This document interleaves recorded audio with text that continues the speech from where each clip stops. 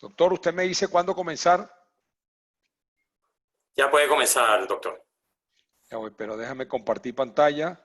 Muy bien. Está detenido el funcionamiento compartido, ¿ok? Ya lo debe tener, ya debe tener acceso, doctor. Ok, gracias, doctor Juan. Ok. Ok. ¿Estamos listos ya? Ustedes me dicen. Perfecto, puede comenzar. Ok. Bueno, buenos días a todos, buenas tardes en España. Hoy nos toca una sesión muy importante que es la excelencia operacional en la era de la industria 4.0 y la industria Internet de las cosas. Me acompaña Alexander Huerta Mora, un gran experto y colaborador de PMM a nivel de la Escuela de Negocios. También estudió con nosotros en la 5ª promoción del máster de excelencia de gestión de activos. Y bueno, y estaremos compartiendo este webinar para todos ustedes. ¿Okay? Gracias por acudir y bueno, y empecemos. Okay, empezamos. Alexander Huerta ya se va a presentar y va a hablar de su trayectoria, ¿sí? Bueno, muy buenos días, muy buenas tardes a todos. Muchas gracias por acompañarnos en este día. Primero me presento, mi nombre es Alexander Huertas, soy ingeniero electricista de la Universidad Tecnológica de Pereira, desde Colombia. Hace algunos años inicié, como nos contaba Luis, una aventura con PMM. Terminé el máster en gestión de activos. Después de terminar el máster en gestión de activos, esto me llevó a retarme un poco más y hacerme preguntas desde el punto de vista de cómo implementar estas estrategias, realmente cómo utilizar los datos de una forma adecuada, y ahí empecé también en una inmersión total sobre la parte cuantitativa, el análisis cuantitativo de datos. Inicié una maestría en estadística aplicada. Esta maestría ya la estoy finalizando, ya prácticamente me falta la presentación del proyecto de grado, que ahorita les voy a compartir algo de las conclusiones del proyecto de grado, y esto me llevó al mundo cuantitativo, al mundo del deep learning, al mundo del machine learning, y es lo que les queremos hoy compartir. 15 años de experiencia y pasión completa por el mantenimiento, la dirección de proyectos, la eficiencia energética, todas las áreas de la parte de la gestión de activos físicos. Gracias, Luis.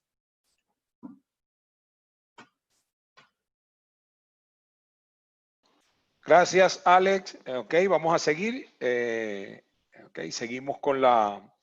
yo soy Luis Yaméndola, ítalo-venezolano. Ok, empecé en la industria de oil and gas desde técnico y ocupé posición gerenciales dentro de la industria. Tengo 2 doctorados, uno por la Universidad del Pacífico y otro por la Universidad Politécnica de Valencia, España, en innovación, 2 PhD. A la fecha tengo más de 20 libros publicados, todos los consiguen en Amazon, ¿ok? Y más de 310 publicaciones a nivel global, ¿ok? Me desempeño, trabajé en la industria hasta el año 2000, luego me trasladé a España, donde estoy entre España y el sur de la Florida, donde trabajé por muchos años como catedrático, como profesor de la Universidad Politécnica de Valencia, y de allí surgió esta bella escuela que es una boutique y es un restaurante gourmet. Okay, PMM es un restaurante gourmet porque tiene 4 maestrías muy importantes. Fuimos los pioneros en tener una maestría en gestión de activos.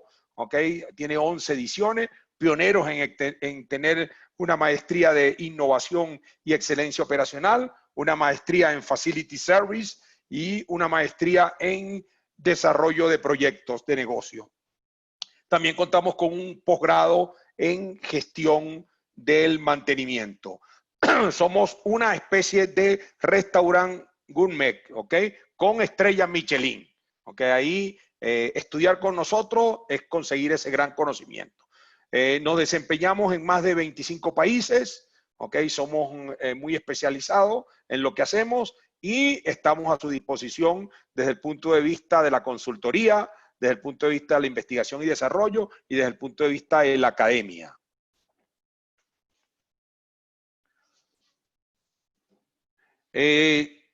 Mi libro de excelencia operacional, este libro está en la segunda edición, es un libro recomendado, ahí dice libro recomendado por Harvard, ¿ok?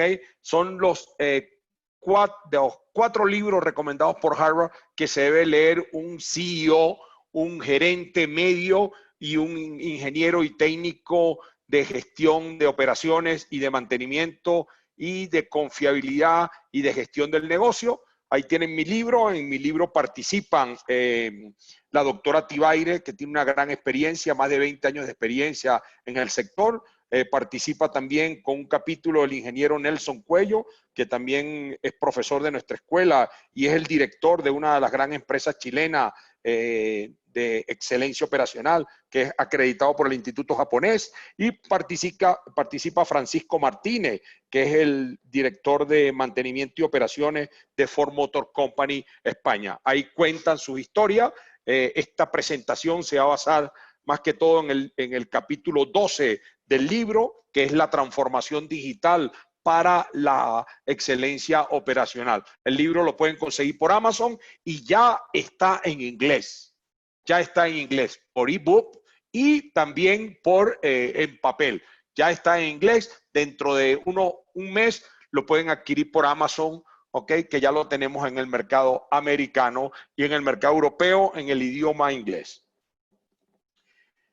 La presentación, vemos a un ladito, vemos a Mr.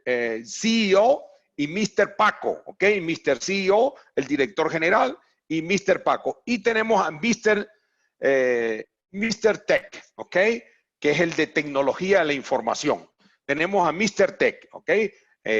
La transformación digital en excelencia operacional tiene que estar acompañado del director de transformación digital, ¿ok? El CTO, ¿ok? Y debe estar acompañado por el CEO y también debe llegar a la parte baja de la organización, que es Mr. Paco. ¿Okay? Entonces, esta presentación, ¿por qué la excelencia operacional y la importancia de la excelencia operacional? Luego vamos a hablar la industria 4.0 y la cuarta revolución industrial y por qué es importante la industria 4.0 y su estrategia. Luego vamos a hablar de la transformación digital en 3 ejes muy importantes para hacer la transformación digital. Luego vamos a hablar de el OEE, la efectividad global del equipo, la efectividad global de la planta, su conexión con los procesos de transformación digital dentro de las organizaciones. Luego vamos a hablar de aprender a maximizar su OEE, su efectividad global del equipo, con la transformación digital y luego vamos a hacer unas aplicaciones industriales que es de mucha importancia para que ustedes comprendan cómo conectar la estrategia de Paco, ¿ok? Desde Paco hasta el CEO y hasta el CTO, ¿ok? Cómo conectar todo eso, que es muy importante porque la gente habla mucha tontería, pero no conecta la parte operativa con la parte estratégica y táctica de la organización. ¿Por qué la excelencia operacional? Algo muy importante. ¿Por qué la excelencia operacional? Y la importancia de la excelencia operacional. ¿Ok? Si vemos bien, la excelencia operacional impulsa niveles de rendimiento que realmente cambian la posición competitiva de las compañías y los mercados. La excelencia operacional no es solo Six Sigma y Lean y TPM, no. La excelencia operacional tiene más pilares porque hay que conectarlo con las estrategias del negocio. Entonces es muy importante que la excelencia operacional impulsa niveles de rendimiento que realmente cambian la posición competitiva de las compañías y de los mercados globales. ¿Ok? En el dinámico entorno empresarial actual que tenemos, es muy difícil predecir qué hará su competencia para continuar con el negocio. Entonces ahí es donde es importante utilizar todas las herramientas de la excelencia operacional. Por eso es que la excelencia operacional va más allá de las competencias para los conductores basados en el cliente. Tenemos que basarnos en 2 puntos muy importantes. Uno dirigido hacia el cliente y uno dirigido hacia los activos. Vean que siempre cuando hablamos de excelencia operacional, lo dirigimos hacia el activo, utilizando técnicas de Lean, técnicas de TPM, técnicas de poca yoca, técnicas de cero defecto, ¿ok? Pero no nos enfocamos hacia el cliente, hacia los stakeholders externos e internos en la organización. Otro punto importante, la excelencia operacional ayuda a su organización al desafiar a sí mismo y alcanzar su potencial óptimo dentro de los procesos. La excelencia operacional ayuda a las empresas a centrar su esfuerzo en establecer ese proceso de mejores prácticas y mejora continua. ¿Para qué? Para tener ventajas competitivas centradas en el negocio. ¿Por qué la excelencia operacional? Muy importante la tecnología y el enfoque emergente digitalmente hacia la industria 4.0. También a lo que es Smart Manufacturing, ¿ok? Y la industria Internet de las cosas. La Big Data, la inteligencia artificial, nos brindan todas esas plataformas para desarrollar una estrategia de excelencia operacional. Hoy en día nosotros estamos haciendo trabajos de investigación, lo que es Green Manufacturing, ¿ok? Green Manufacturing, y estamos trabajando también con las estrategias de Smart City. Desde hace muchos años yo dirigí muchas tesis en la universidad y también pusimos en práctica modelos juntos con el Instituto Norteamericano de Facility Management, con su sede en España, para implementar modelos de excelencia operacional para las ciudades inteligentes. Que todo eso lo hemos aplicado. Okay. Muy importante, el denominador común implica que la transformación de los datos operativos de los activos nos permitirán ese desarrollo en tres vertientes desde el punto de vista humano. Esas tres vertientes son el business, el modelo de negocio, luego el people, la gente, y luego la tecnología. ¿Okay? Todo eso nos va a llevar a tener soluciones para gestionar muy bien lo que es la cadena de suministro, Otro punto importante es los sensores inteligentes o el elemento final de control. Los sensores inteligentes habilitan al IoT y al análisis avanzado para hacer predicciones a través de la Big Data y la inteligencia artificial y el Machine Learning. Todo eso es importante dentro de los procesos de excelencia operacional. Es importante hablar de las soluciones analíticas avanzadas, que las vamos a ver en este webinar, que nos ayudan a lograr la excelencia operacional en las organizaciones, el análisis avanzado, el aprendizaje automático, ahí es donde está la inteligencia artificial, puede proporcionar una comprensión inmediata de las condiciones actuales del activo o de la máquina. ¿Okay? Esto nos va a ayudar a predecir y a evitar futuros problemas y rendimiento sobre los activos. Algo muy importante, nos puede ayudar a reducir el consumo energético, a predecir y evitar los fallos desde el punto de vista mecánico y buscar dónde están esa planta oculta y las pérdidas de acuerdo a la seguridad. Otro punto importante, muchos casos de la tecnología de automatización avanzada de hoy pueden ser utilizadas para desarrollar estrategias de operaciones y desarrollar estrategias de ingeniería de mantenimiento que nos van a llevar a resolver los problemas que tenemos en la industria desde lo que es el piso de la planta, las estrategias en la parte operativa para llevarla a la parte estratégica y a la parte táctica de la organización. La industria 4.0. ¿Okay? Muy importante tener claro la industria 4.0 y cómo nos enfocamos en la industria 4.0. En la industria 4.0, la cuarta revolución industrial, y yo hice una pequeña adaptación aquí, hablamos de la revolución industrial, ¿ok? De finales del siglo XVIII. Era la introducción de instalaciones mecánicas de manufactura alimentadas por agua y vapor. Luego hablamos de la revolución industrial, ¿ok? De los años 20, que era la introducción de los sistemas de producción masivo alimentados por corriente y basados en diversos trabajos. Luego llegamos a la década de los 80 usando la tecnología de la información, electrónica para automatizar la manufactura. Yo me acuerdo, en el año 1991-92, yo estuve estudiando en la Universidad Politécnica de Valencia y en Italia, ¿ok? Estudié un máster en manufactura integrada por computadora. En esa época, ¿quién estudiaba? Me mandó la industria a estudiar. ¿Quién estudiaba un máster en esa época de manufactura integrada por computadora?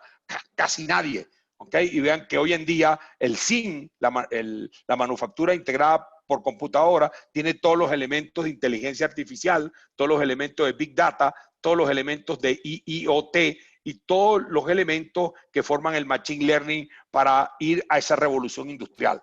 Y luego la cuarta generación industrial es basado en los sistemas de ciberfísico. ¿Ok? Ahí entran mucho los gemelos digitales. Los gemelos digitales. ¿Cómo puedo yo tener tres tipos de gemelos digitales? El gemelo digital para un producto, ¿ok?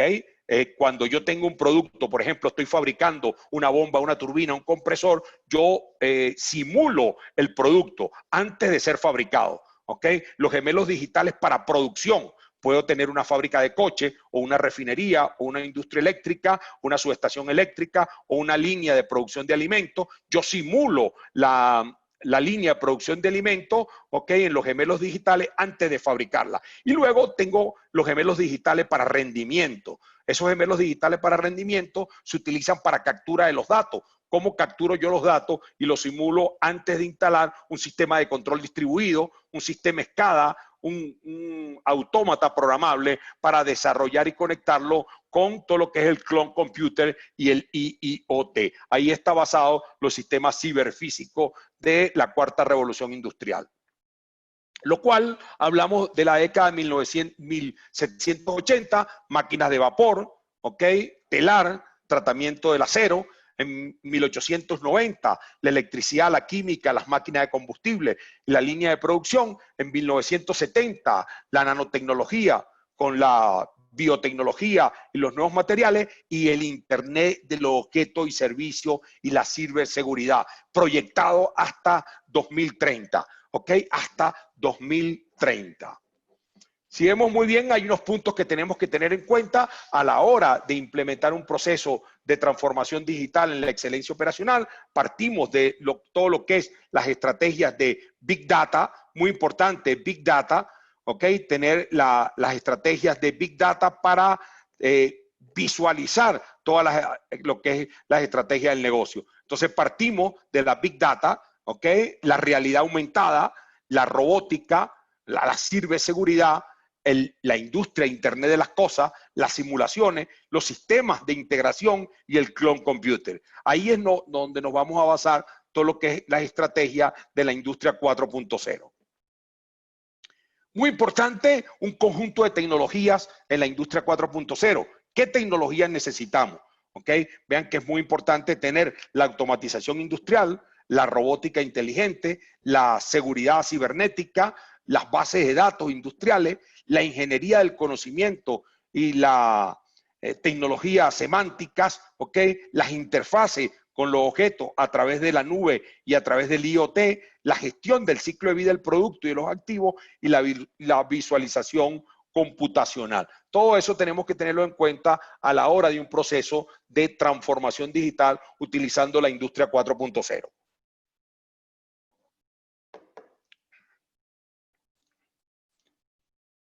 Vemos la 5C. Es muy importante la 5C. ¿Ok? La 5C para conectar un sistema ciberfísico en manufactura. Entonces, primero, ok, muy importante, partiendo de nivel de conexión inteligente. Entonces, conectar y reproducir y comunicar libre, ok, todo esto es importante. Luego, el nivel de conversación de los datos e información, la Big Data, es el análisis, ¿ok?, inteligente para la correlación de múltiples funciones de datos. ¿Okay? Luego vamos al nivel cibernético, donde está el modelo similar de comportamiento de la máquina. ¿Okay? Aquí, en este caso, aquí tenemos todos los activos.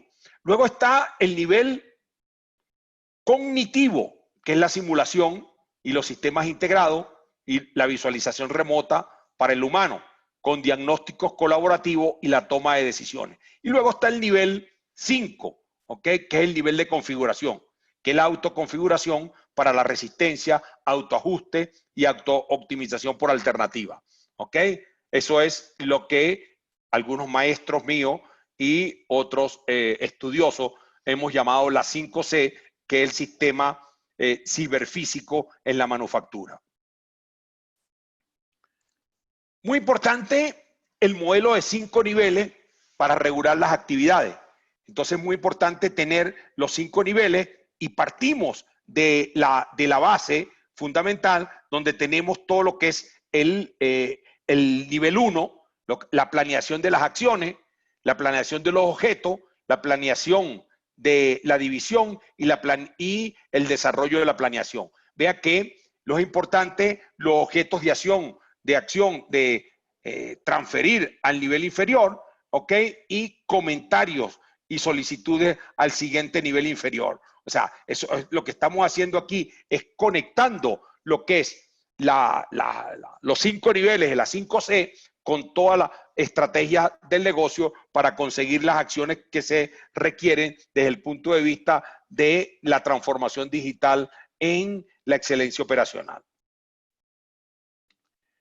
Por eso es que cuando nos basamos en 3 ejes muy importantes: los sistemas tecnológicos, los sistemas de operación humana y los sistemas organizacionales.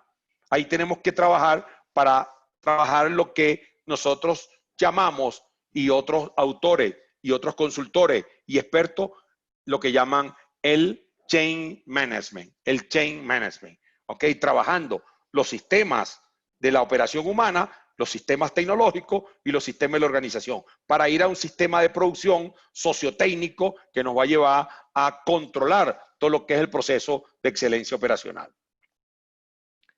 3 ejes importantes para cómo lo hacemos nosotros desde hace muchos años, y está en nuestros folletos de consultoría y en nuestra parte de formación. ¿Cómo lo hacemos? La transformación digital la vemos en 3 ejes fundamentales, y así lo aplicamos en la industria, y así se lo enseñamos a nuestros alumnos que hacen los máster con nosotros. Cuando hacemos la consultoría nos basamos en 3 ejes. Primero, análisis y gestión de los datos.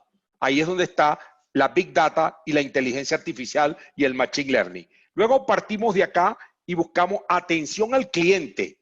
¿Qué va a percibir el cliente nuestro en una fábrica de embotelladora de refresco, en una fábrica de cemento, en una fábrica, en una industria de oil and gas, en una industria de energía, ¿ok? Limpia y energía convencional? Entonces, ¿qué va a percibir en una potabilizadora de agua? ¿Ok? En una planta minera. Entonces, atención al cliente. Y entonces ahí es donde vamos a buscar las soluciones globales basadas en el Customer Experience. ¿Ok? La experiencia del cliente. Ahí el primer eje. Luego vamos a la parte de excelencia operacional. La excelencia operacional, y lo enfocamos: puestos de trabajo digitales. Puestos de trabajo digitales. ¿Ok? No podemos tener el mismo operador para oil and gas, para minería, para eléctricas, ¿ok? Para manufactura, el mismo operador. Hay que convertir ese puesto de trabajo de ese operador en un proceso de transformación digital. Plataformas corporativas es donde vamos a instalar todas las estrategias del negocio. La tecnología operacional, ¿ok? Es donde tenemos la captura de los datos en el terreno y desarrollos ágiles de aplicación. Eso es el enfoque desde el punto de vista de la excelencia operacional aplicada a la transformación digital. Luego, el otro pilar es la infraestructura de TI. ¿Cómo tenemos la infraestructura de tecnología de la información para soportar la atención al cliente, para soportar la excelencia operacional con esa infraestructura? Y ahí es donde entran todas las tecnologías digitales, ¿ok? El Cloud Data Center, la comunicación SDN y la ciberseguridad. Ahí es donde entra. Todo eso, si lo giramos, estamos hablando de un proceso y de un modelo de transformación digital para las organizaciones. ¿Ok? Estamos hablando de un proceso de transformación digital para la organización. Luego vamos, atención al cliente. Primer paso, atención al cliente. ¿Cómo vemos la parte de atención al cliente? Entonces nos enfocamos Uno, enfocado hacia los activos. Dos, enfoque de la excelencia operacional. Uno, enfocado hacia los activos, activos físicos, regulaciones y servicio al cliente a través de la efectividad global del equipo. ¿Ok? Y otro enfocado hacia el cliente. ¿Ok? Dos enfoques. Uno hacia los activos y uno hacia los clientes. Y el cliente tenemos, cliente, entrega de servicio, facturación y cobro y generación de retorno sobre el capital invertido. ¿Ok? Todo eso lo que hacemos es un enfoque adecuado y es tener dos versiones equilibradas para lograr la excelencia operacional y la sustentabilidad del negocio. Uno enfocado hacia los activos y otro enfocado hacia el cliente, lo cual me va a llevar a hablar de la excelencia operacional, ¿ok? Con 5 componentes fundamentales. Y era lo que yo le decía al principio, la excelencia operacional solo no es Lean, no es TPM, no es poca yoca. La excelencia operacional, como la vemos nosotros y otros autores y otros consultores y otros expertos a nivel mundial, hablamos de la excelencia operacional desde el punto de vista de la excelencia en los procesos, ¿ok? Hablamos de la excelencia en los activos, la excelencia en las personas, la excelencia en el negocio y la excelencia en la seguridad y medio ambiente, lo cual me va a llevar a un modelo de integrar lo que es la excelencia operacional con la excelencia operativa. Es donde tengo la excelencia operacional con los 5 parámetros: business, tecnología y con los 5 pilares: negocio, persona, seguridad y medio ambiente, excelencia en los activos y excelencia en los procesos. Eso me lleva luego a conectarme con ¿qué? Con la excelencia operativa, ¿ok? Donde tengo people, process and people, ¿ok? Valorando primero las personas, donde tengo todas las herramientas para desarrollar un proceso de excelencia operacional en las organizaciones. Toda esta información la pueden conseguir en mi libro de excelencia operacional y está disponible en Amazon en inglés y castellano. Luego, muy importante, hablar de mejora continua. Hablamos de mejora continua y la excelencia operacional y hablamos de planear, hablamos de hacer, hablamos de verificar y hablamos de actuar. Todo eso nos va a llevar al plan y al plan tengo los 5 pilares: proceso, excelencia en los procesos, excelencia en los activos, excelencia en las personas, excelencia en el negocio y excelencia en la seguridad y medio ambiente. Luego viene hacer, y hacer tenemos 3 ejes muy importantes: business, ¿ok? El modelo de negocio, la tecnología y la gente. Y lo ponemos y lo plasmamos ahí. El business, soportado por nuestro modelo de OKR, objetivos, resultados y clave, utilizado por Google, por Apple, ¿ok? Por Intel, ¿ok? Por Microsoft, ¿ok? Y lo que buscamos ahí es operacional, sale riesgo, buscando el retorno sobre ese capital invertido. Y luego buscamos hacia la tecnología. ¿Qué tecnología vamos a usar? Y luego buscamos ¿qué? People, coaching, liderazgo y cambio cultural basado en el change management. Y luego viene verificar. Al verificar tengo que el ciclo de vida del activo o el ciclo de vida del producto también puedo poner allí, ¿ok? Entonces, diseñar, construir, operar, mantener, renovar, ¿ok? Y compromisos residuales. Y luego viene toda la parte de actuar. Y ahí es donde entra la excelencia operativa, con todas las herramientas de excelencia operativa para mejorar el negocio. Lo que se busca es apuntar hacia un proceso de mejora continua, lo cual me va a llevar a la infraestructura tecnológica. ¿Ok? Tengo que buscar la infraestructura tecnológica y ahí es donde tengo que reflejar cómo conecto todo esto con el negocio. Y ahí es lo que nosotros llamamos el Smart Operational Excellence, ¿ok? La excelencia de la inteligencia en la estrategia, donde conectamos los elementos finales de control de cada una de las áreas del negocio. Vean allí, tengo la factoría, la seguridad, otros elementos, la gestión de edificios, la conexión de sensores, el control y monitoreo, ¿ok? Conectado a productividad, mantenimiento, confiabilidad, los sistemas energéticos y todo lo que es la estrategia del negocio para controlar todo el proceso. Vean que los 3 ejes de excelencia operacional, ¿ok? Van enfocados a todo lo que es la mejora continua. ¿Qué importancia tiene el OEE? en todo esto. ¿Qué importancia tiene? Entonces, cuando hablamos del OEE, disponibilidad, rendimiento y calidad, ¿ok? Lo reflejamos en la siguiente: 24 horas al día, 7 días a la semana, efectividad. Luego, utilización planeada, ¿ok? Luego, disponibilidad, menos los paros, los fallos y los ETOC. Y luego nos vamos a eficiencia, ¿ok? Menos el bajo rendimiento. Luego nos vamos a la calidad. Y ahí vemos el rechazo, ¿ok? Lo que buscamos con él es mejorar todas las estrategias del negocio. ¿Cómo aplicamos esto? ¿Ok? ¿Cómo aplicamos? Aprenda a maximizar su eficiencia global con la transformación digital. Esto es casos reales que hemos hecho. ¿Ok? Pero la industria está muy celosa en mostrar sus casos.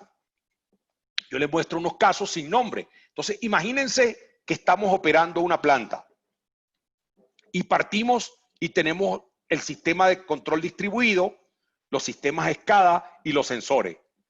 Esos sensores se conectan al IIoT, Industria Internet de las Cosas. Una vez que se conectan allí, voy a hacer el análisis. Al desarrollar el análisis, hago la utilización de los KPI. ¿Ok? En los KPI tengo el Total Effective Equipment Performance. ¿Ok? El rendimiento efectivo total de los equipos. Y tengo también la efectividad global del equipo, la instalación y el tiempo de ajuste inactivo y pequeñas paradas. Eso me va a llevar a un APP del usuario. El APP del usuario se conecta con el operador y el jefe de planta y el gestor de operaciones. Y yo puedo controlar mis datos de mi sistema robotizado o mi sistema de fabricación flexible de una planta.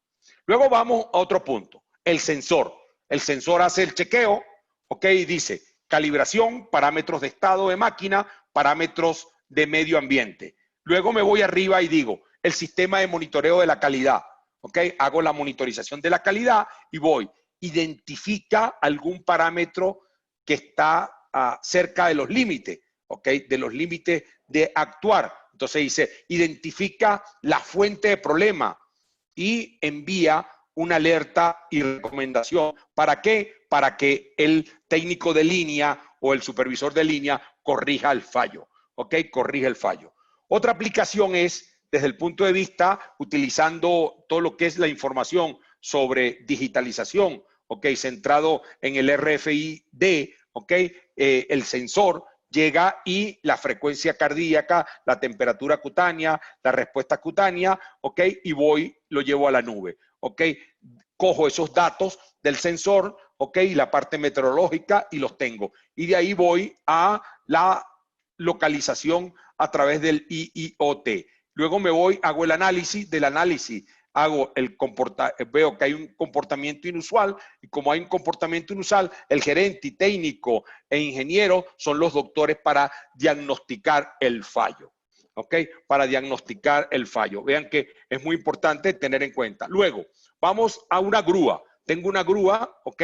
Y abandono la plataforma de almacenaje de la grúa. Tengo la grúa y tengo también la etiqueta. Y ahí tengo el lector de las etiquetas. Al tener el lector de las etiquetas, escaneo la etiqueta y guardo el registro. Al guardar el registro va a una base de datos y a la base de datos va al clone computer, al IoT también. Y luego de ahí veo los datos que salen y veo los parámetros físicos, el coste, la serie y el modelo, ¿ok? Y lo corroboro con la grúa. Y luego me voy a la grúa, al lugar de construcción. En el lugar de construcción entra en el sitio de la construcción, ¿ok? Con la etiqueta ya digitalizada y voy al lector de etiqueta y ahí escaneo la etiqueta.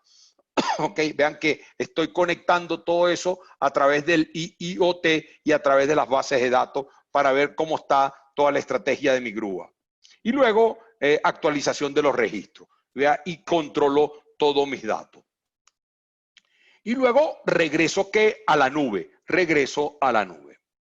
Otro punto importante es, imagínense que estoy detectando la temperatura, presión y frecuencia de vibración de un robot o de una célula de fabricación. Y luego cojo los datos en tiempo real y los llevo a la nube. ¿Ok? Y ahí tengo los metadatos. Los metadatos son el histórico que tengo en el en el ERP, Planificación de Recursos Empresariales, SAC, Máximo, Infor, GD Edwards, PeopleSoft, ¿ok? EAN o el mismo Fractal a través del CMMS y EAN, ¿ok? Cojo la data ahí y voy a un tablero de APP móvil y luego voy al operario, ¿ok? Hago el análisis, toda la estrategia y me voy aquí y ahí al aprendizaje automático y luego la modelización y luego con el especialista y entro. Ahí es que Alexander Huerta puede comentar sobre el aprendizaje automático y el análisis de los datos.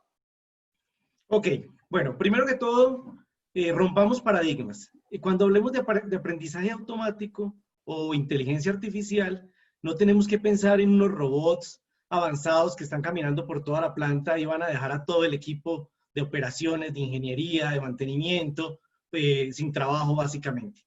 Pensemos en el aprendizaje automático. El aprendizaje automático son unos algoritmos muy potentes, pero no son tan complejos. O sea, los algoritmos están diseñados, están disponibles para todo el conocimiento, para todos los ingenieros, los CEO, personas de operaciones, de ingeniería. ¿Qué es lo que hacemos en aprendizaje automático? Como su nombre lo dice, lo que le vamos a hacer es enseñarle a la máquina, le vamos a enseñar nuestros datos y la máquina va a inferir y comportamientos, va a entender patrones ocultos de los datos. Por ejemplo, aprendizaje automático. Vamos a enseñarle a la máquina a que diferencie un gato de un perro. Entonces, les vamos a mostrar cuáles son las características de los gatos, longitud, peso, diferentes características físicas del gato, y le vamos a enseñar a la máquina qué características tiene un perro. Entonces, le vamos a pasar por el algoritmo miles y miles de datos de diferentes perros, de diferentes gatos, de diferentes razas, y el algoritmo va a lograr entender y clasificar los perros y los gatos. Entonces, cualquiera me dice, bueno, ¿y eso qué tiene de avanzado? Yo también, cualquier humano puede clasificar un perro de un gato. Claro, eso lo aprendemos a corta edad, muy fácil. Pero ¿dónde es que las máquinas nos ganan? Las máquinas nos ganan en el volumen, en el Big Data. Entonces, efectivamente, claro, yo puedo rápidamente clasificar un perro de un gato viendo las características, no sé, de peso, de longitud. Pero cuando recibimos 2 millones de datos, ¿cuánto se demora un humano en clasificar cada uno de esos datos y decir, este es perro, este es gato, este es perro, perro, gato? Entonces, se demora horas o tal vez días y se va a equivocar, se va a cansar, se va a aburrir porque le parece que es un trabajo monótono. La máquina no. La máquina lo va a hacer en milisegundos y ahí está la clave. Entonces, en este contexto de Industria 4.0, la clave es encontrar un modelo mixto entre máquina y hombre para poder realmente agregar valor a la organización y enfrentarnos a estos mercados competitivos tan agresivos. Y el punto es, modelo mixto. O sea, no es simplemente que la máquina se va a apoderar o el machine learning o las redes neuronales van a tomar todas las decisiones en la organización. No, es apoyarnos en la tecnología y tomar las mejores decisiones con nuestros datos, que todos sabemos que nuestros datos están subutilizados. Las organizaciones hace muchos años adquieren y adquieren y adquieren datos y allá están muy lindos en los servidores, en los discos duros, en la nube, pero no los utilizan. Entonces, ¿para qué adquirimos teras y teras de información si vamos a tomar una decisión en un comité donde la tomemos una decisión con un simple promedio y tomamos los últimos 20, 30 datos? Eso no es Big Data. Estamos subutilizando la información y la información en este momento es el oro de las organizaciones y aquí es donde nosotros tenemos que ser inteligentes y decir, bueno, si las máquinas están logrando tener este aprendizaje, entonces yo, ¿qué voy a estudiar? ¿Cómo voy a hacer para complementar ese análisis de la información que me está entregando la máquina? Entonces, clave es estar muy atento de qué es lo que están haciendo realmente las máquinas, cuál es su capacidad y cómo el ser humano puede aportar a ese conocimiento y a esa toma de decisiones con los datos que nos están entregando las máquinas. Lo que no podemos hacer es dedicarnos en nuestra profesión a hacer lo mismo que posiblemente una máquina en los próximos 2 o 3 años va a poder hacer. Hoy en día, con este contexto de esta disrupción que tuvimos a nivel mundial con la pandemia, esto lo que va a hacer es impulsar las tecnologías. Las organizaciones van a empezar a invertir un poco más en Machine Learning, en Deep Learning, en inteligencia artificial. ¿Por qué? Porque se van a dar cuenta que efectivamente si esto nos vuelve a suceder en 2 o 3 años, pues el algoritmo no hay que pagarle sueldo. El algoritmo no va a estar diciendo cuánto es que vamos a arrancar otra vez. El algoritmo simplemente dejan parado su organización, y si la organización se basa en gran porcentaje en algoritmos, pues va a ser más sencillo para la organización recuperarse de un evento disruptivo que tener una organización basada únicamente en personas, en su mano de obra. Entonces, eso es lo importante, romper paradigmas. Esto no es complejo, esto está al alcance de la humanidad. Ahorita vamos a ver algunas aplicaciones y vamos a ver que realmente detrás de estos algoritmos hay una gran potencia matemática, pero la aplicación ya están diseñados, están publicados para que todas las personas lo utilicen, y lo pueden utilizar con herramientas tecnológicas muy sencillas que ahorita les vamos a contar. Gracias, Luis. Ok, seguimos. Gracias, Alex. Ok, vean, muy importante, muy importante en este caso. Imagínense un camión, aplicación de un camión de transporte de alimentos refrigerado. Entonces tengo el sistema de enfriamiento, detecta un fallo. Al detectar el fallo, aumenta la temperatura. Al aumentar la temperatura, lo lleva al sensor. El sensor detecta la desviación. La desviación va a un sistema de industria Internet de las cosas, y luego de allí voy a enviar una alerta. Envío la alerta y envío la notificación. Luego llega ¿qué? Llega al técnico de mantenimiento, que es el mismo conductor, y al ingeniero de reliability. ¿Ok? Y luego unen los datos, el técnico de mantenimiento y el conductor, y luego ¿qué hace? Lo que hace es reseteo el sistema de enfriado y solución del fallo. ¿Ok? Vean que todo eso lo estamos haciendo ahorita para algunas compañías utilizando también blockchain. ¿Ok? Muy importante también, puedo estar en Valencia, España, linda ciudad, es donde vivimos allí también. ¿Ok? La comarca valenciana, se produce mucho horchata y naranja, ¿ok? Muy bonita, y estoy allí. Y tengo una producción, los datos en tiempo real, los parámetros operacionales y la nube, ¿ok? Y ahí tengo. Y voy, posibles condiciones, sobrecarga o rotura o quiebre de normalidad, y me voy al director de operaciones que está en el California, en el Valle de Silicio. Por ejemplo, ahí puedo monitorizar la máquina desde el Valle de Silicio hasta Valencia, España. Todo eso lo hemos probado y lo hemos hecho en algunas industrias.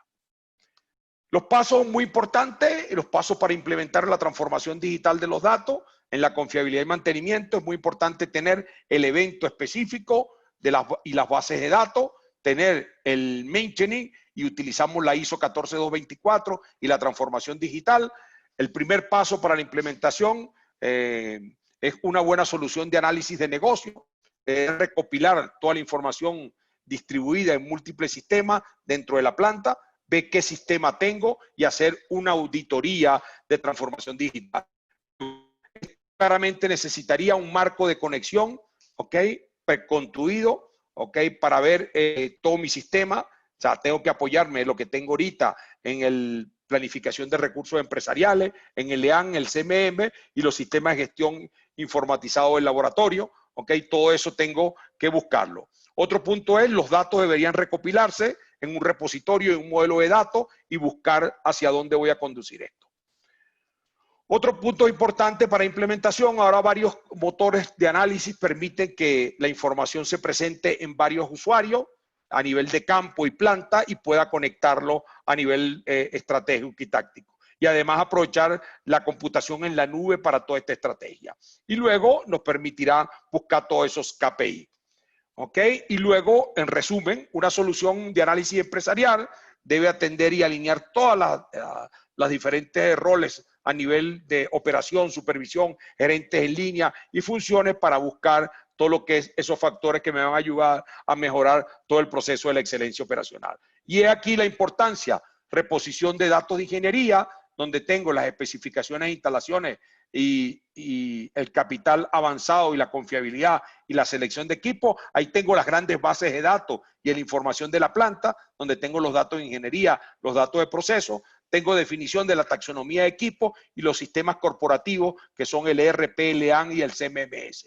Ok, me voy a las herramientas de geoespaciales, ahí veo la jerarquización técnica de los activos, ahí veo los eventos de fallo y busco el IoT y el análisis y la Big Data. Luego detección temprana de los fallos, lo cual me va a llevar a ver mi registro de mantenimiento y mi evaluación de riesgo. Lo que voy es a buscar la segmentación y validación del conjunto de datos, las métricas corporativas, lo que me va a llevar a todo lo que es la digitalización. Vean que en color grisecito vamos a encontrar todo lo que es el proceso de digitalización. En color naranja tenemos todo el proceso de mantenimiento y en color azul claro tengo los eventos específicos y las bases de datos. Así puedo conectar todo lo que es los datos de confiabilidad, mantenibilidad con los datos del negocio.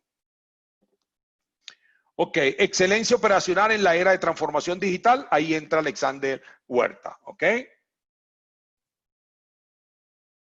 Ok, listo. Entonces, primero, algunas definiciones sencillas, antes de empezar las aplicaciones, porque lo que queremos hoy es mostrarle aplicaciones reales de Machine Learning y Deep Learning en la industria. Entonces, primero, Big Data. Big Data se da cuando los datasets han logrado grandes tamaños, tal que las tecnologías convencionales no pueden manejarlos de manera efectiva. Entonces, estamos hablando básicamente Big Data, un volumen muy importante de datos, muy importante de datos. No hay un consenso sobre el volumen. Hablan de 5 millones de datos, hablan de 10 millones de datos, por encima de 10 millones de datos. Lo siguiente, velocidad. Entonces, ese volumen de datos se va adquiriendo a una velocidad muy alta. Entonces, Big Data no es solo tener 5 millones de datos quietos en un archivo y yo simplemente no, aquí estoy manejando Big Data. No. Es porque esos 5 millones de datos se están alimentando y al otro día ya tenemos 5.500.000, al siguiente día 6 millones, etc. Entonces hay una velocidad muy alta de adquisición de datos. Variedad.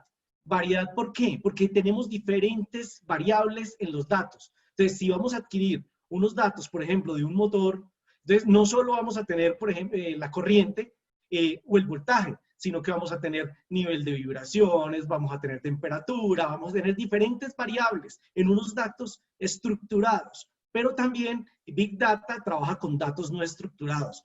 Para que sepamos la diferencia, dato estructurado es similar, pensemos en una hoja de cálculo de Excel. Yo tengo organizados mis datos, tengo organizadas las variables y tengo organizadas las observaciones. Pero gran volumen de datos que se está dando en este momento son no estructurados, como por ejemplo el análisis de texto, el análisis de sentimientos, o sea, toda la información que entra por Twitter, por Facebook, no está estructurada. O sea, cuando uno escribe en estas redes sociales, no escribe en una hoja y define claramente cuáles son las variables. No, usted escribe de forma natural y ahí también hay unas técnicas especiales para poder analizar esta información. Siguiente, que tenga valor, o sea, que la información realmente tenga un valor para la organización. Y por último, veracidad. Veracidad es la capacidad para separar los datos basura de los datos que nos sirven, del ruido de los comportamientos reales de los datos. Entonces, esto es Big Data. Ahora, no siempre vamos a tener Big Data. Y si yo no tengo Big Data, entonces no puedo aplicar una técnica de Machine Learning. No, falso. Usted puede aplicar una técnica de Machine Learning con pocos datos, no tiene ningún problema. Pero si tiene un volumen importante de datos, seguramente la precisión de sus modelos será mayor. Listo, Luis. Aquí miramos una aplicación de Big Data. Entonces, un dato, un vuelo de Boeing, un vuelo transoceánico de un jumbo, puede generar 640 terabytes de información en un solo vuelo. Esto es una aplicación de Big Data. Tengo un volumen muy importante de datos, tengo variedad y tengo velocidad de adquisición porque tengo una cantidad de aviones en el aire. Entonces, esta tablita que estamos viendo acá, esta tablita fue publicada por el Centro de Pronósticos de la NASA y es una tabla real donde tenemos parámetros y tenemos variables de una turbina de un avión. Entonces, ojo con lo que están haciendo en este momento las organizaciones. Esto lo publicó la NASA en el 2008, Pero ¿qué están haciendo? Sacan la tabla. En caso de esto, el problema era el siguiente. Ellos dijeron, mire, les entrego 100 motores y les entrego miles y miles de datos de los motores que llegaron hasta el punto de fallo. O sea, llevaron los motores hasta el punto de fallo, desde que inició la operación del motor hasta que falló. Y captaron todos los datos, 21 sensores más 3 variables de ajuste. Y cogieron otros 100 motores y esos 100 motores dijeron, mire, estos todavía no han fallado, estos llevan tanto tiempo operando y estos son los datos.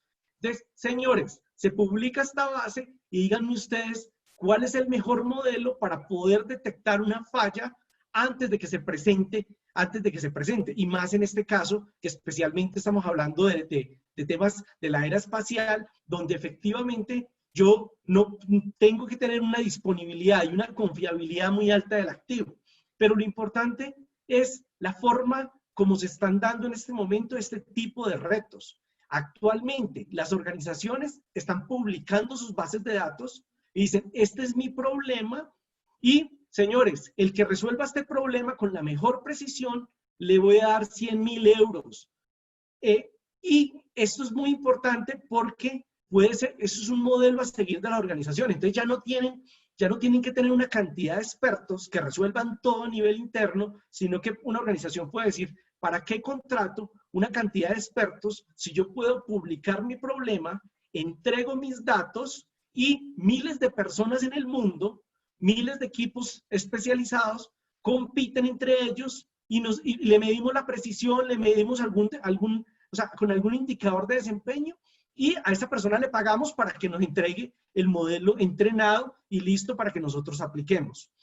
Entonces, efectivamente, este tipo de modelo actualmente se está dando y hay que tener cuidado porque esos son cambios que se están dando en las organizaciones y tenemos que asumirlos. O sea, no podemos pensar, venga, ¿por qué están publicando el problema si yo estoy acá y yo soy experto? Claro, bienvenidos los expertos, pero si tenemos 100.000 personas pensando en el mismo problema desde diferentes perspectivas, con diferentes equipos, posiblemente se llegue a una solución mejor. ¿Cuál es la clave de las personas que estamos adentro de las organizaciones? Es que cuando nos entreguen ese modelo, podamos interpretarlo, podamos decir, hombre, ¿por qué no mejoramos esto? Y podamos entender cómo funciona de forma básica y ahí está asegurado nuestro puesto dentro de las organizaciones para no quedarnos por fuera en esta era de la inteligencia artificial, del Internet de las cosas y en este contexto de Industria 4.0.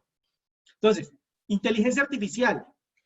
La inteligencia artificial es un área de las ciencias cognitivas, solo es un área de las ciencias cognitivas. Las ciencias cognitivas está la lingüística, las ciencias de la computación, etcétera, pero la inteligencia artificial hace parte de las ciencias cognitivas. Dentro de la inteligencia artificial hay varias áreas. Está la robótica, pero también la que queremos hoy presentar es el área de Machine Learning o aprendizaje automático. Y dentro del Machine Learning está el Deep Learning, que es otra área del Machine Learning cuyas aplicaciones en este momento están dando unos excelentes resultados y ya lo estamos viendo y muchas veces hemos tenido contactos con algoritmos de Deep Learning y no nos enteramos.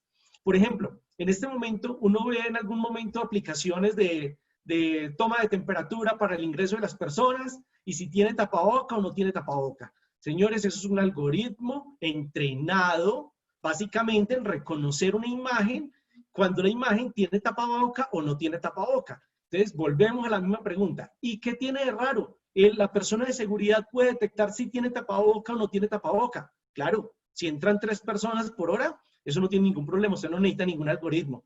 Pero si tenemos un volumen muy importante de personas ingresando por diferentes entradas, ¿por qué no podemos tener un algoritmo simplemente que nos detecte si la persona tiene tapaboca o no tiene tapaboca?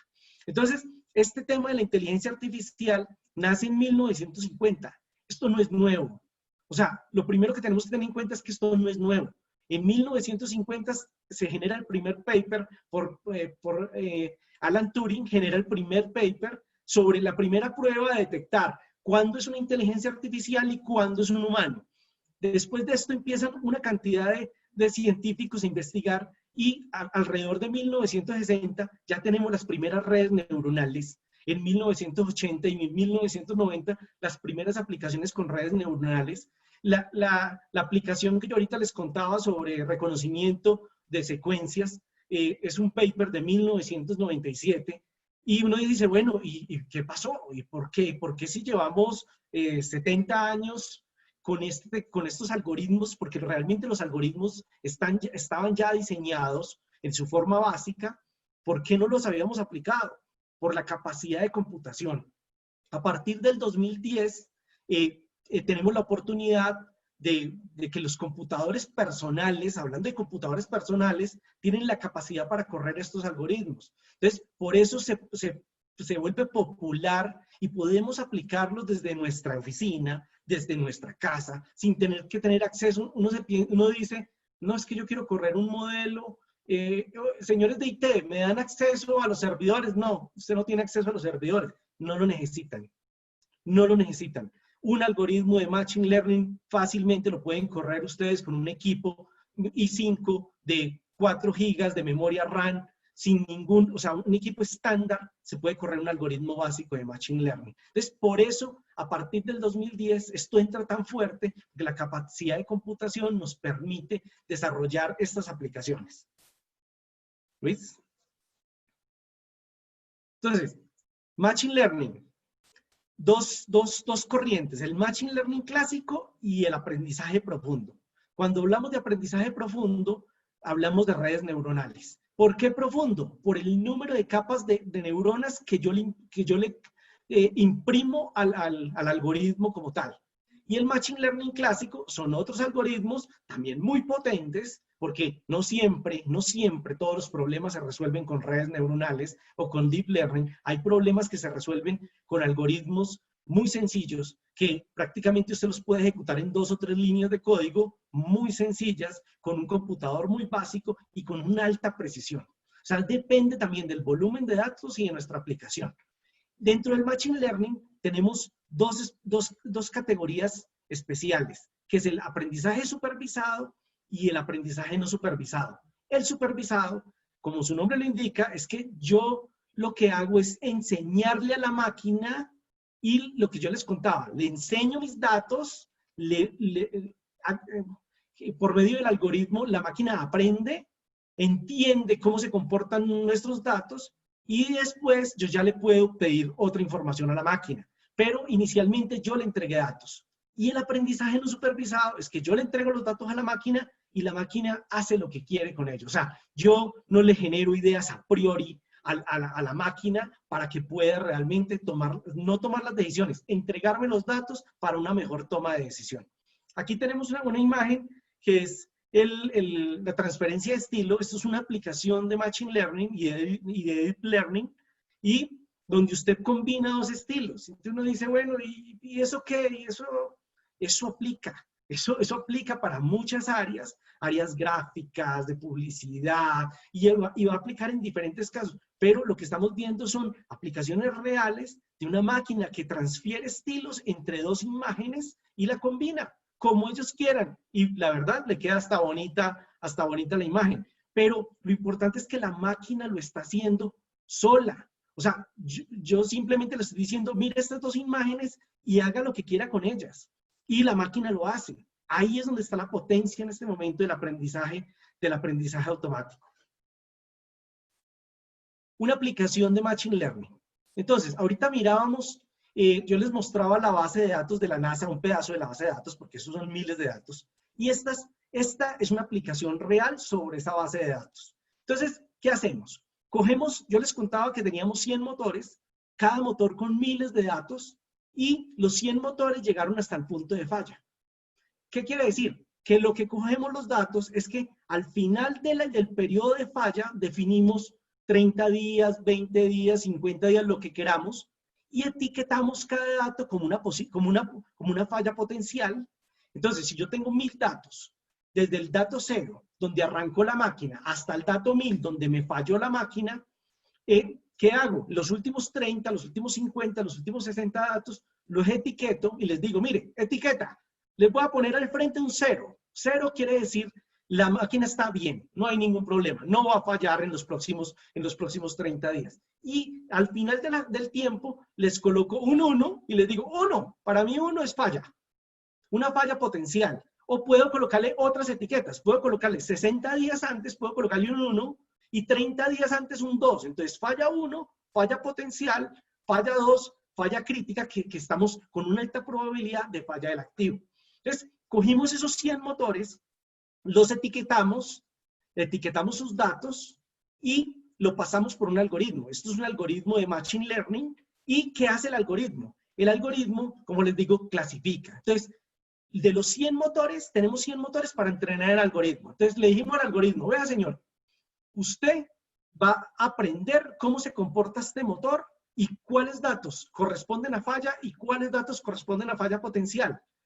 Y después yo le oculto unos datos al algoritmo. Yo no le puedo mostrar todos los datos porque estos algoritmos tienen una tendencia que se llama sobreajuste, que es similar a lo que pasa como cuando estábamos en la universidad y nos aprendíamos el ejercicio de memoria. Claro, y usted resolvía 2 o 3 ejercicios de memoria y le ponían otro y hasta ahí llegó. Entonces, lo que hacemos con el algoritmo es que le damos datos, pero le ocultamos otros datos para probarlo, para saber realmente cuál es su nivel de precisión. Y lo que estamos viendo en este momento en pantalla es el resultado de la prueba. Es el resultado donde yo ya le entregué al algoritmo los datos que el algoritmo no los había visto y él me dice, mire, de esos datos que usted me entregó, tantos están en falla. O sea, el algoritmo dice, yo lo clasifico como tantos en falla y tantos en condición normal. ¿Cuál es la precisión de este algoritmo? Ahí tenemos exactitud, 0,9846. Quiere decir que el 98.46% de los datos que se le entregaron, los miles de datos, él logró clasificarlo de una forma adecuada según lo que yo ya conocía, porque mi base de test yo ya sabía realmente cuándo falla y cuándo no falla.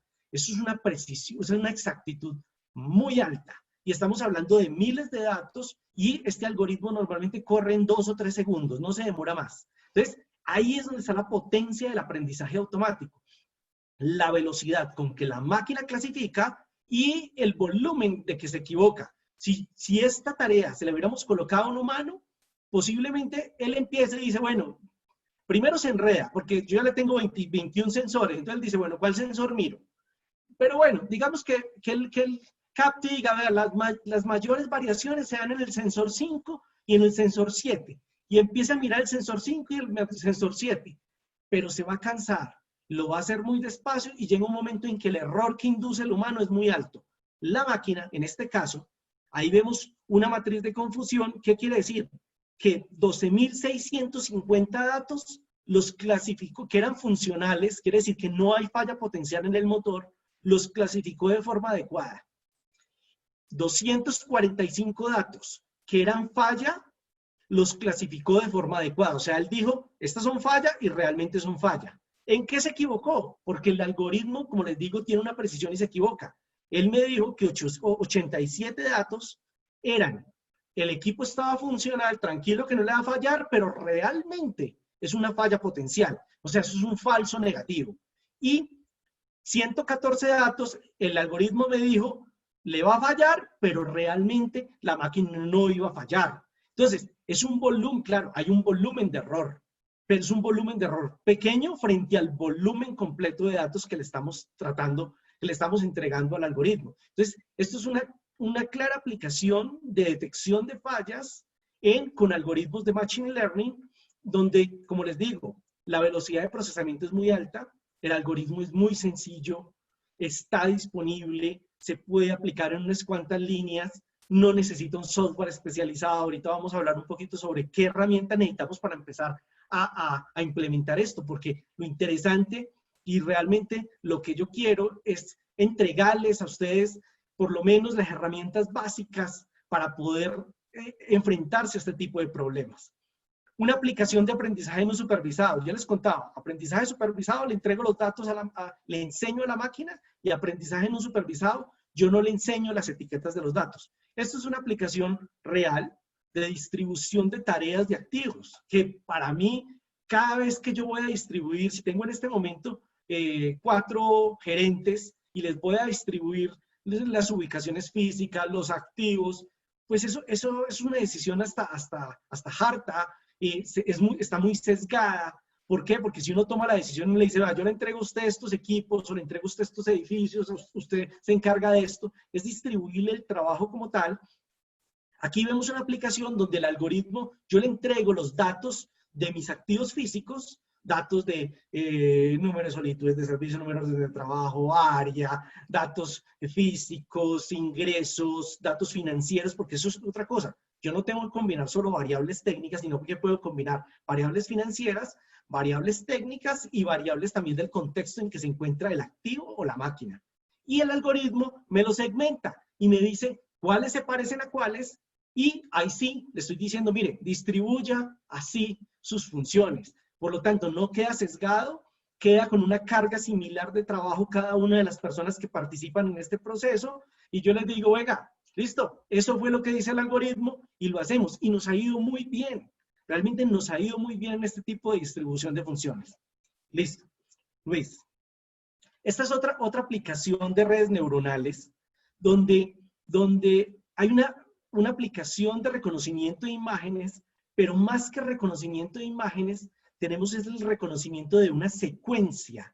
O sea, no solo el algoritmo está diciendo, no, ese es Pepito.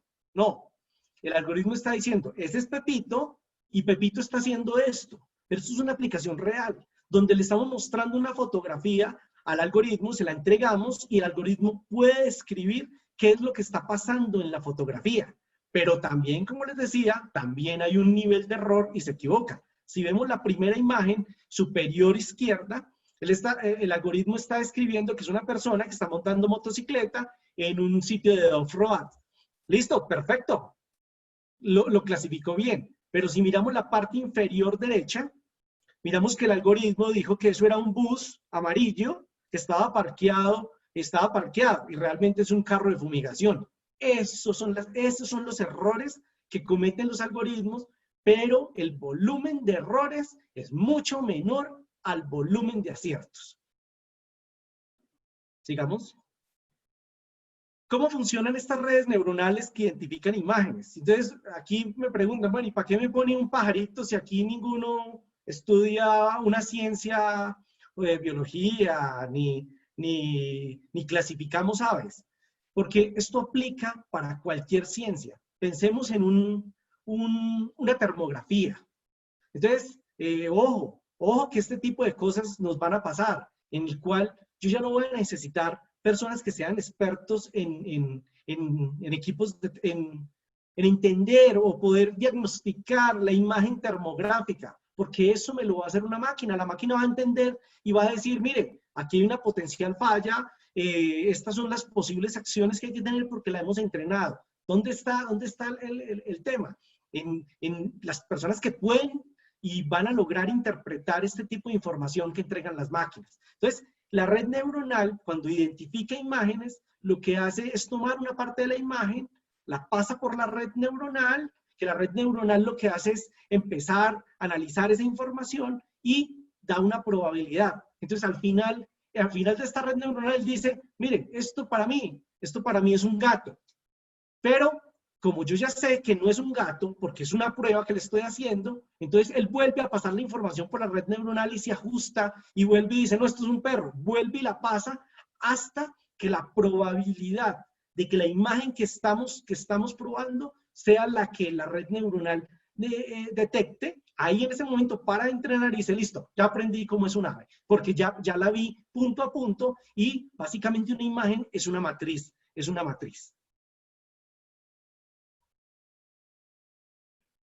Sigamos, Luis. Listo, entonces vamos a mirar una aplicación de OE. Ahorita Luis nos contaba la potencia de este indicador porque combina operaciones, combina mantenimiento, combina producción, combina calidad, combina cantidad de áreas. Entonces vamos a ver una aplicación de OE directamente en Python.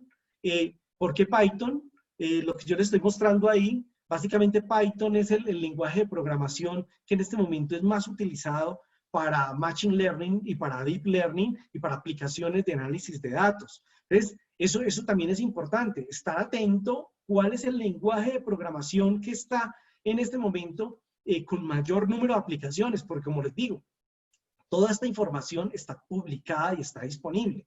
Yo no me gano nada con, en este momento, estar estudiando, por ejemplo, MATLAB y querer estudiar MATLAB para poder hacer estos algoritmos si me voy a Internet y hay muy pocas aplicaciones en MATLAB. Por lo tanto, porque normalmente uno no empieza a digitar el algoritmo de cero. Uno lo que hace es buscar una aplicación similar y dice, venga, esta aplicación me sirve. Bajo el algoritmo y cambio los datos, los pruebo y miro la precisión. Entonces, lo importante es, hay que dar el siguiente paso, y empezar a buscar diferentes formas de analizar los datos. No solo con Excel, pero aquí les colocaba este meme sobre Excel. El Excel es una excelente herramienta para analizar datos, pero son pocos. Cuando uno dice, no, pero es que a mí nunca me ha quedado corto Excel. Llegará el momento en que usted va a tener más de 1 millón de datos, más de 1 millón de observaciones y el Excel se le quedó corto. Aquí recuerdo una anécdota cuando estábamos en la maestría. Al principio también solo analizábamos datos pequeños, 50, 100 datos, 200 datos, hasta que llegó el día donde un profesor dijo, no, analicen por favor esta base de datos de retail. Y nunca me olvida que lo que primero que hicimos fue tratar de convertir la base de datos a formato de Excel y abrirla. Cuando, claro, abre, pero abrió, cuando llegamos a la fila 1.048.000, de ahí no bajó más. Y que cuando miramos el tamaño de la base de datos, el tamaño de la base de datos tenía 5 millones. Y ya, bueno, listo, vamos a trabajar con 5 millones. ¡Qué alegría! Por fin, Big Data. Cuando nos vamos a nuestros computadores, pues 5 millones nos coparon la memoria RAM. Y yo tenía en ese momento un equipito sencillo con 4 gigas de RAM, me tocó comprar otras 4 gigas de RAM. Y ni con esas 4 gigas de RAM pudimos analizar esa base de datos que tenía 5 millones de datos de observaciones por 15 o 20 variables. Total, una cantidad de millones de datos muy importante. Entonces, el punto es, hay que estar atento al lenguaje de programación que se está utilizando y están accesibles, son gratis, los puede descargar cualquier persona y hay unos cursos básicos muy sencillos de este tipo de lenguajes de programación. Y vamos a mirar la producción del modelo OE en Deep Learning. Entonces, antes de que, bueno, miremos el modelo. Primero, tenemos la adquisición de datos, el monitoreo de condiciones y la disponibilidad de los datos de producción. Después vamos a preparar los datos, que ese es un punto muy importante. A uno se le olvida que todos los datos que entregan estos sensores, estos sistemas, los sistemas de escala, ERP, el software de mantenimiento, tienen formatos diferentes. Esta es una tarea que hay que aprender a hacerla y es una tarea que a veces quita más tiempo que implementar el mismo algoritmo de inteligencia artificial. Luego vamos a definir un modelo. Hay varios algoritmos, entonces uno lo que hace es probar varios tipos de algoritmos y buscar cuál es el que tiene la precisión mejor. Hacemos un reentrenamiento de los datos, guardamos el modelo y lo que queremos es llevar ese modelo a una aplicación web, que es el siguiente paso. ¿Por qué? Porque al CEO yo no le puedo presentar un modelo que está en Python, como el que les voy a presentar ahorita, sino que lo que yo le tengo que dar, o al gerente de ingeniería, lo que le tengo que dar es una aplicación web o una app donde él simplemente meta los datos. Entonces, meto tales datos y me dice el sistema que va a pasar esto. Eso es lo que necesitamos, poder llevar el modelo a producción con una aplicación web. Entonces, un segundito que aquí tenemos unas preguntas. Seidel nos pregunta que en una gran planta industrial, ¿cómo se manejan o previenen los problemas ambientales y errores humanos en la operación de los equipos de producción? Bueno, una pregunta bien extensa, aplicándolo en el tema de Machine Learning, también podemos tener un sistema de detección de errores humanos. Como les digo, este sistema no solo sirve para controlar o tomar decisiones sobre producción, también podemos controlar los posibles errores humanos. Entonces, a través de un sistema de Machine Learning, de las mismas cámaras de CCTV que tenemos en todo lado, podemos inferir comportamientos de los humanos, como lo que veíamos ahorita, y la máquina danos una alerta sobre un posible comportamiento de una persona en términos de la disponibilidad del activo físico. Les voy a compartir pantalla. Un segundito.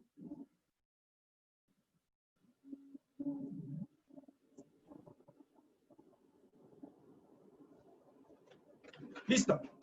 Entonces, les quiero presentar una aplicación, como los que mostré ahorita son aplicaciones reales de Machine Learning, pero no, o sea, simplemente les estoy mostrando los resultados, no el código. Aquí les quiero mostrar en qué consiste el código.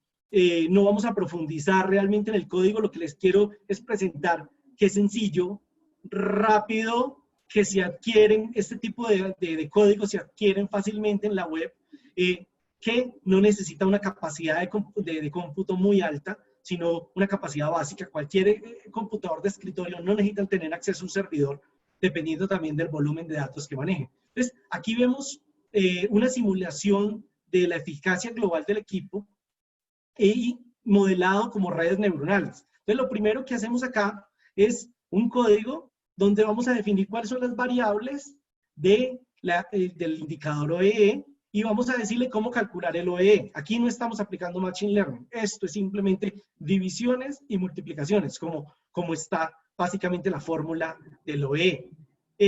Aquí lo que hicimos fue programar eso, y aquí hacemos un ejemplito sencillo, donde vamos a calcular el OEE. Tenemos la disponibilidad operacional, tenemos el tiempo disponible, el tiempo de espera, las paradas programadas, las paradas no programadas, y tenemos diferentes aplicaciones. Lo bonito de esto es que me entrega la gráfica del OEE, la famosa gráfica que hemos visto en los libros, en la literatura. Me la está entregando. Entonces, aquí me está diciendo que el OEE es 45,88 y me muestra la gráfica como tal de desempeño. Aquí tenemos la aplicación. Esta aplicación ya lo que hace es calcular un volumen importante de OEE. Entonces, porque les decía, aquí la clave no es solo calcular un dato, porque claro, un Excel o cualquiera podemos calcular un dato. Aquí la clave es calcular miles o millones de datos en tiempo real y tomar las decisiones. Entonces, este pedacito de código lo que hace es poder calcular el OEE de una muestra de 20 datos. Esta es simplemente una simulación, y aquí me muestra las gráficas del OEE, que esto ya lo puede interpretar cualquier persona de producción, de las 20 simulaciones que se hicieron en términos de OEE. Aquí no hemos aplicado nada de Machine Learning. Esto es simplemente cálculo y análisis exploratorio gráfico para que tomen decisiones. ¿Dónde viene la salsa? La salsa viene en, segundo, yo bajo acá.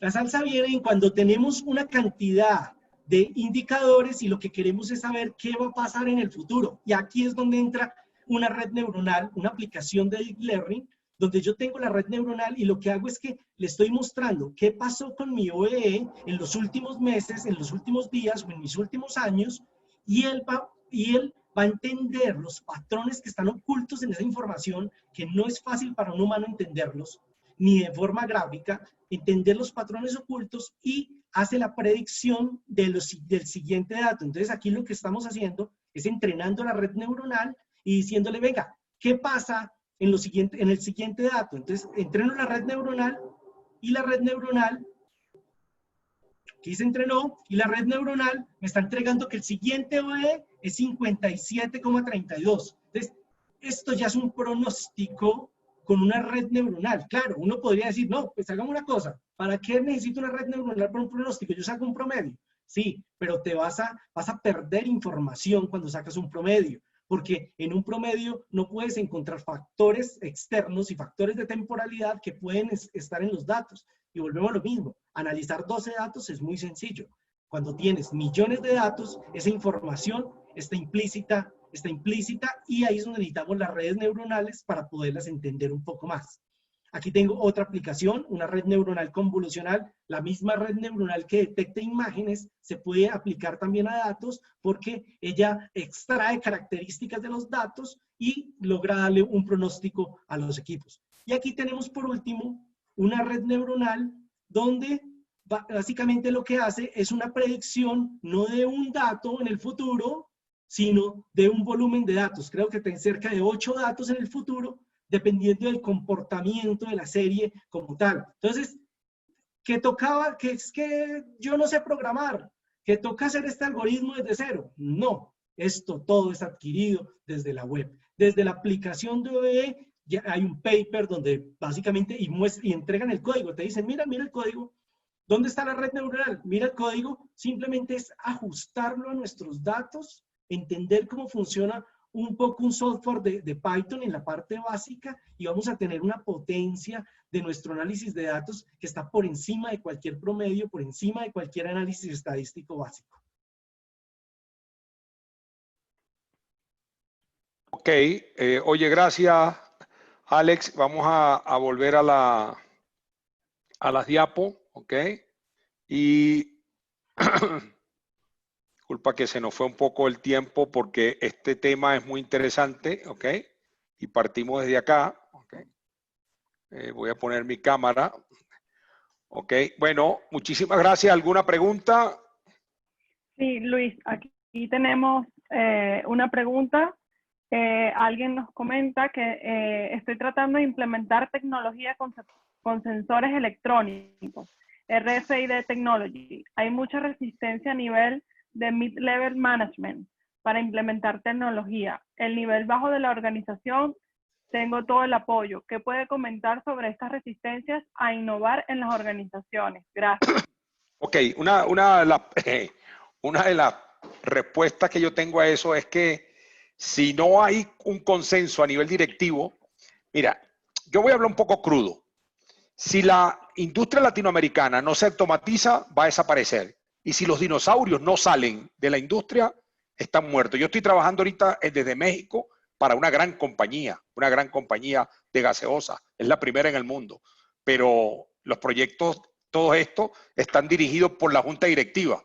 Entonces, si nosotros queremos ser grandes, como son las empresas tecnológicas, y queremos ser de vanguardia, y lo voy a nombrar aquí, como es Nestlé, como es Procter & Gamble, como es Unilever, como es, por ejemplo, la industria de coches, como Tesla, o todas esas, y como no voy a nombrar a la que estoy trabajando, ¿ok? Por confidencialidad, ¿ok? Tenemos que navegar hacia allá y tenemos que tener el apoyo de la alta dirección para ir para un proceso de transformación digital. Si la alta dirección no está clara en implementar ese proceso, no vas a tener éxito. O sea, tienes que estar claro. Pero yo he recorrido América de hace muchos años. Son 20 años, 22 años en la industria de energía, como hasta llegué a gerente allí, y luego me dediqué a la investigación y desarrollo, a consultoría y a la docencia como consultor junto con PMM, y hay una gran resistencia al cambio en América Latina, una gran resistencia al cambio, una gran resistencia, ¿ok? Entonces, eso tenemos que buscar cómo mejorarlo, porque Estados Unidos, Europa, Japón y China y India están muy avanzados en los procesos de manufactura, pero tenemos que cambiar la mentalidad de la gente nuestra, ¿ok? Entonces ahí tiene que haber un convencimiento de la alta dirección para poder hacer una transformación digital. ¿Otra pregunta? Vale. La última, porque las otras son muy parecidas a esta que comentabas ahora, es si la ISO 55000 podría incluirse como parte de la OPEX. Sí, claro, es que la ISO 55000 puede estar en la parte de OPEX, por supuesto, porque yo tengo parto de los objetivos organizacionales de la política y del plan estratégico de gestión de activos. Ahí tienes toda la parte de CAPEX. Y luego cuando bajo a los planes de gestión de activos e implementación de los planes sobre el portafolio de activos, es la parte de OPEX. Con gran seguridad que la puedes incluir, sin ningún problema, para conectar los objetivos organizacionales con la parte táctica y operativa de la organización. Vale, esta última que veo aquí, básica, lo que entrega el equipo no debe ser el crudo de los datos al Machine Learning. Alexander, ¿puedes contestarla? Sí, mira lo interesante del tema de Machine Learning. O sea, cuando adquirimos una cantidad de imágenes, el sistema puede hacer una clasificación inicial. Esto está pasando también en la industria médica, donde efectivamente a través de imágenes diagnósticas lo primero que hacen es pasar esas imágenes diagnósticas por un sistema de Machine Learning, le hace la clasificación, le dice la probabilidad de que la persona, o en el caso de los activos, el diagnóstico inicial, y de ahí sí viene el siguiente punto, que es el experto. Lo importante es el filtro inicial que realiza el algoritmo de Machine Learning con los datos crudos. Mira, y realizamos una aplicación con el análisis de vibraciones, que es una ciencia hermosa y espectacular y compleja, y se necesita muchas horas para poder realmente hacer un análisis de vibraciones de una forma adecuada. Y cogíamos los datos de vibraciones de 2 rodamientos y sin hacerle ninguna transformación a los datos. O sea, no le hacíamos transformaciones para colocarlos en el espectro en un espectro o nada. Simplemente los datos como los entrega el acelerómetro, lo pasábamos con el algoritmo de Machine Learning y ya de entrada el algoritmo podía detectar cerca del 85% de los datos que tenían una potencial falla por una falla de rodamiento, de pista interna, o una falla en la bola del rodamiento. O sea, ya a un gran porcentaje con los datos crudos, que eso es lo interesante, que no tener que transformar los datos, sino que ya el algoritmo aprende y ya saca un gran porcentaje de precisión. ¿Cuál es el siguiente paso? El siguiente paso es que el analista de vibración va a analizar esos datos, o el analista de termografía va a analizar los datos que entregó el algoritmo para entregarle la información a la organización. Bueno, muchísimas gracias. Okay, pueden conseguir el libro. Okay, les recomiendo el libro. Todo este temario que hemos tratado está en el libro de Excelencia Operacional, okay, donde han colaborado, como le dije, la doctora Tibaire de Pool, con más de 22 años de experiencia. Nelson Cuello, que es director de Excelencia Operacional de Cristalería Chile, okay, uno de los consultores fuertes y directores por el Instituto Japonés, y Francisco Martínez, que es director también de Ford Motor Company en España de mantenimiento. Bueno, muchísimas gracias, okay, y espero que haya sido de gran utilidad. Muchas gracias, hasta luego. Gracias. Gracias. Alexander, gracias, doctor. Gracias.